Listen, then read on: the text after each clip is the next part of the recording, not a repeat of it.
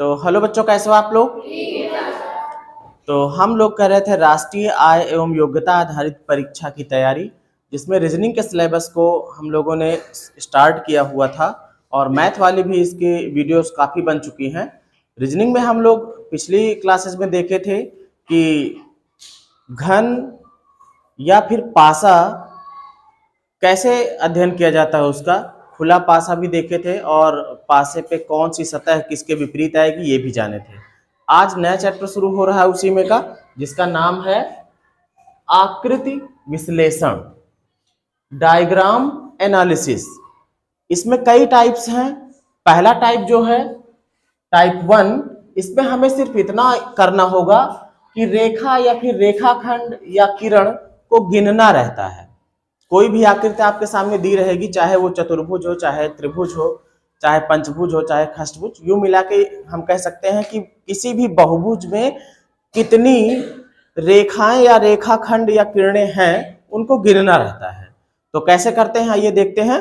इसमें देखो पहला सवाल जो लिया है, इसमें देखोगे खष्टभुज बना हुआ है बाहर से, फिर उसके बाद इसमें कुछ डायगोनल्स खींचे गए हैं, कुछ अतिरिक्त लाइनें हैं।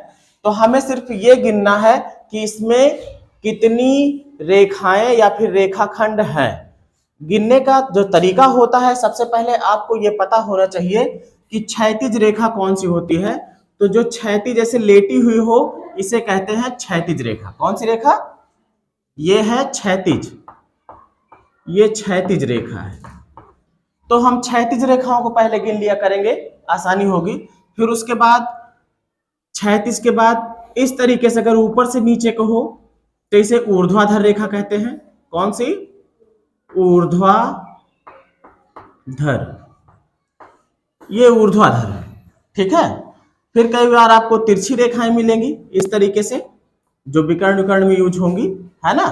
तो इसे तिर्यक कह सकते हैं। क्या कह सकते हैं? तिर्यक या तिरछी रेखाएं, जो भी आप याद कर सको।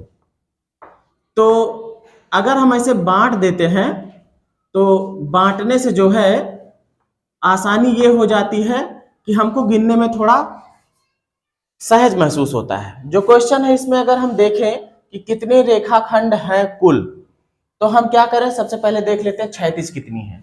तो क्षैतिज सिर्फ लेटी वाली की बात करेंगे, 1 2 और 3, 3 हो गई है क्षैतिज में। फिर इसके बाद अगर हम ऊर्ध्वाधर की बात करें तो इसमें ऊर्ध्वाधर रेखा एक भी नहीं है। खड़ी रेखाएं है कोई? नहीं है। अब हम लोग तिरछी रेखाओं की बात करेंगे, तो तिरछी रेखाएं गिनना शुरू कर दो। 1 2 इधर से हो गई, 3 और 4, तो ये कितनी हो गई? 4।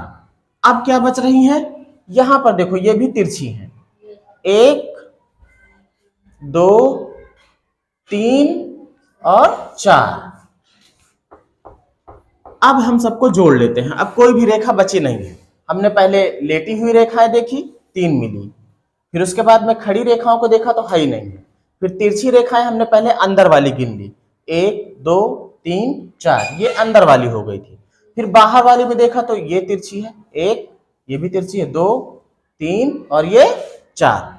अगर कुल इनका योग कर लोगे तो कितना? 4 4 8 3 11। हमारा विकल्प कौन सही हो जाएगा? ए वाला। अब दूसरे चित्र को अगर देखोगे, दूसरे डायग्राम को देखोगे, तो इसमें एक पंचभुज बना हुआ है। क्या चीज? पंचभुज।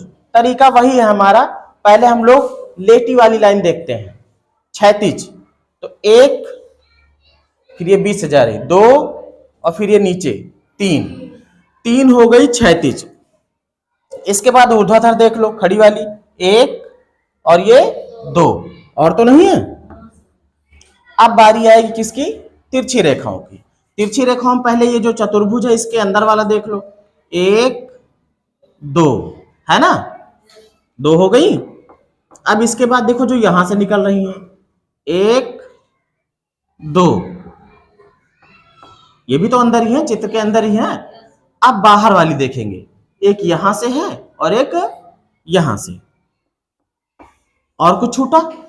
नहीं छूटा। अब गिन लो, 3 2 5, 5 2 7, 7 2 9, 9 2 11। 11 क्या हमारे विकल्प में है कहीं? नहीं है।